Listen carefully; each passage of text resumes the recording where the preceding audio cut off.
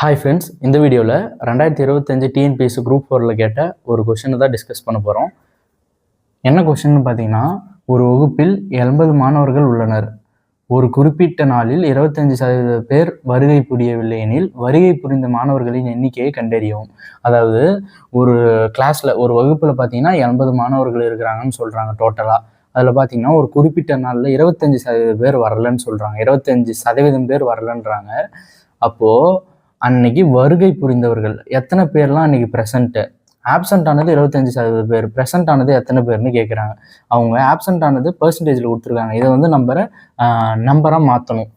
அப்போது இப்போ வந்து மொத்த மாணவர்கள், அதாவது மொத்த மாணவர்கள் எத்தனை பேர்? 80 பேர். ஓகேங்களா? இன்ட்டு எத்தனை பர்சன்டேஜ் பேர் வந்திருக்காங்க? 25% பேர் வந்திருக்காங்க. டிவைடட் பை 100, 100% தான் அடிக்கணும். இப்போ வந்து இதை அடிக்கிறோம். 125 are 25, 425 are 100. இப்போது 1 4s are 4, 2 4s are 8. 20% கொடுத்து அதை நம்பராக மாற்றுற மாதிரியான கொஷின் வந்துச்சுன்னா மொத்தம் எத்தனையோ அதை போட்டுட்டு இன்ட்டு எத்தனை பர்சன்டேஜ் அவங்க கொடுத்துருக்காங்க மேலே போட்டு கீழே 100% தான் அடிக்கணும். 100% போட்டு அடித்தா எது வருதோ அதுதான் நம்பர். இங்கே பார்த்தீங்கன்னா 20 வருது. அப்போது 20 பேர் அன்றைக்கி ஆப்சன்ஸ். 25%ன்றது 20ன்னு அர்த்தம் இங்கே. அப்போது 20 பேர் அன்னைக்கு ஆப்சன்ட். அப்போ எத்தனை பேர் ப்ரெசன்ட் பார்த்தீங்கன்னா 80 மைனஸ் 20. 80 பேரில் 20 பேர் போயிட்டாங்கன்னா மீதம் 60 பேர். 60 பேர் அன்னைக்கு வந்து ப்ரெசன்ட் ஆகிருக்காங்க அந்த கிளாஸில். ஆப்ஷன் பி தான் கரெக்டான ஆன்சர், 60.